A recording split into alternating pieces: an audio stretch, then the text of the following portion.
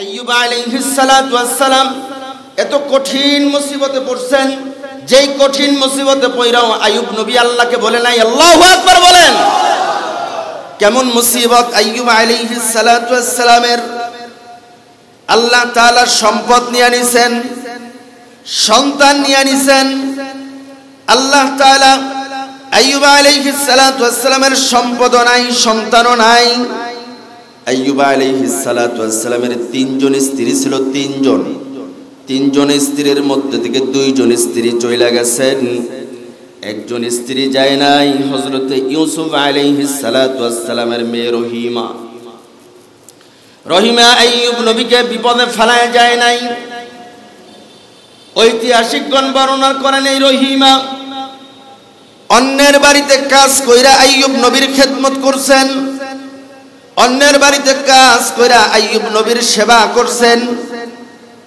এই আইয়ুব আলাইহিস সালাতু ওয়াস সালাম কেমন মুসিবত, কেমন বিপদ! আইয়ুব আলাইহিস সালাতু ওয়াস সালামের সমস্ত শরীর পচন হয়ে গেছে, সমস্ত শরীরের ভিতরে কুষ্ঠ রোগ হয়ে গেছে। আইয়ুব আলাইহিস সালাতু ওয়াস সালাম দেখতেছেন তার শরীর থেকে পোকারা খাদ্য গ্রহণ করতেছে, পোকা তার শরীরে হাঁটতেছে আর খাদ্য গ্রহণ করে পুজ রক্ত মাংসগুলা খাইতেছে। তো শরীর থেকে একটা পোকা নিচে পড়ে গেছে। আইয়ুব আলাইহিস সালাতু ওয়াস সালাম ওই পোকাটাকে হাত দিয়া উঠাইয়া আবার শরীরে লাগাই দিছে, হাত দিয়া উঠাইয়া আবার শরীরে লাগাই দিছে আর বলতেছে, পোকা তোর রিজিক আল্লাহ তাআলা আমার এই শরীরের ভিতরে রাখছে। সুবহানাল্লাহ বলেন। তোর রিজিক তো আমার আল্লাহ আমার এই শরীরের ভিতরে রাখছে। এত মুসিবত, এত বিপদ, তারপর আমার আল্লাহকে বলে নাই। এমন একটা অবস্থা হয়ে গেছে আইয়ুব আলাইহিস সালাতু ওয়াস সালামের সমস্ত শরীর পচন ধরে গেছে। আইয়ুব আলাইহিস সালাতু ওয়াস সালামের শুধু জবানটা ভালো ছিল, জিহ্বাটা ভালো ছিল। একটা পর্যায়ে আল্লাহ তাআলার এমন কঠিন পরীক্ষা শুরু হয়ে গেছে, আইয়ুব আলাইহিস সালাতু ওয়াস সালামের জিহ্বার ভিতরে পচন ধরে গেছে, জিহ্বার ভিতরে পোকা তার খাদ্য গ্রহণ করতেছে। এবার আইয়ুব আলাইহিস সালাতু ওয়াস সালাম দুটো হাত আসমানের দিকে উঠায়া দুই ফোঁটা চোখের পানি ফেলায় বলতেছে, আল্লাহ। সমস্ত শরীর পচন ধরে গেছে, কোনো আফসোস নাই। সমস্ত শরীর নষ্ট হয়ে গেছে, কোনো আফসোস নাই। আল্লাহ, জিহ্বাটা তো একমাত্র আপনার নাম স্মরণ করার জন্য রাখছিলাম, জিহ্বাটা দিয়া তো আমি আপনার নাম স্মরণ করি। আল্লাহ, আমার এই জিহ্বাটাও যদি নষ্ট হয়ে যায়, আমার জিহ্বাটাও যদি পচে যায়, আল্লাহ আপনার নাম আমি আইয়ুব কেমনে জপব, কেমনে উচ্চারণ করব? এবার আল্লাহ তাআলা বলেন, ও ফেরেশতা, আমার বন্ধু আইয়ুব আমার বিপদে আমার পরীক্ষায় পাশ করে ফেলাইছেন। আমার বন্ধু আইয়ুব আমার পরীক্ষায় পাশ। যাও আইয়ুবের ডান পায়ের গোড়ালি থেকে জান্নাতের পানির ফোয়ারা বের করে দাও। জান্নাতের পানির ফোয়ারা বের করার পরে আইয়ুবকে ওই জান্নাতের ফোয়ারার পানি পান করতে বলো, আর ওই পানি দ্বারা গোসল করতে বলো। আল্লাহ তাআলার ফেরেশতা ঈসা আইয়ুব আলাইহিস সালাতু ওয়াস সালামের বাম পায়ের গোড়ালি দিয়া ডান পায়ের গোড়ালিতে যখন আঘাত করলেন, আল্লাহ তাআলা জান্নাতের পানির ফোয়ারা বের করে দিলেন। আইয়ুব নবী পান করলেন, সমস্ত শরীর দিয়ে ভিজাইলেন, গোসল করলেন।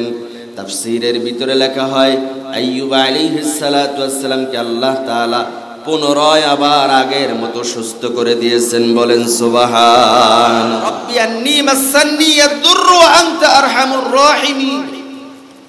আইয়ুব আলাইহিস সালাতু ওয়াস সালাম পরিপূর্ণ সুস্থ হয়ে গেছে। এবার আল্লাহর ফেরেশতা বলেন, আইয়ুব নবী আপনি ডান দিকে তাকান।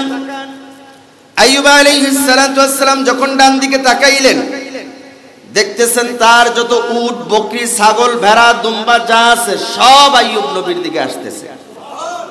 জোরে কোন সুবহানাল্লাহ। এবার আইয়ুব নবীকে ফেরেশতা বলে, এবার আপনি বাম দিকে তাকান। বাম দিকে তাকানোর পরে আইয়ুব আলাইহিস সালাতু ওয়াস সালাম দেখেন তার যত ফসল জমি জামা যা কিছু ছিল সব আল্লাহ তাআলা বাম দিকে নিদর্শন দেখাইতেছে। এ মুসলমান ইমানদার, এজন্য আল্লাহ তাআলা বলেন ওয়ালানাবলুওয়ান্নাকুম, অবশ্যই আমি আল্লাহ তাআলা তোমাদেরকে পরীক্ষা করব বিশাইইম মিনাল খাউফ, ভয়ের মাধ্যমে পরীক্ষা করব, বিশাইইম মিনাল খাউফি ওয়াল জুই ওয়াল আনফুসি ওয়াস সামারাত ওয়া বাশশিরিস সাবিরিন। আমি আল্লাহ তাআলা দুনিয়ায় কিছু মুসিবত দিয়া তোমাদেরকে পরীক্ষা করব, ক্ষুধা দিয়া পরীক্ষা করব, সম্পদ দিব সম্পদ নিয়ে যাব এটা দিয়া পরীক্ষা করব, সন্তান দিব সন্তান নিয়ে যাব এটা দিয়া পরীক্ষা করব, মাল দিব মাল নিয়ে যাব এটা দিয়া পরীক্ষা করব। আল্লাহ তাআলা বলেন ওয়াবাশশিরিস সাবিরিন,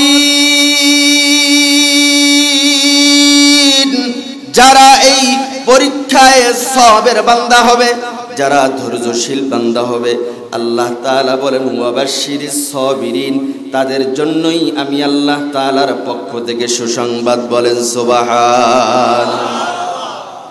ওয়াবাশশিরিস সাবিরিন, যারা সবের বান্দা হবে আল্লাহ তাআলা তার পক্ষ থেকে ওই বান্দাদের জন্য সুসংবাদ দিবেন। এজন্য আজকের আমার আলোচনার মূল পয়েন্ট কি ছিল? ওয়ামান ইয়াত্তাকিল্লাহ ইয়াজআল লাহু মাখরাজা, যারা রিজিকের ব্যাপারে আল্লাহ তাআলার উপরে তাওয়াক্কুল করবে, তাদের রিজিকের ফয়সালা যিনি করবেন তিনি কে?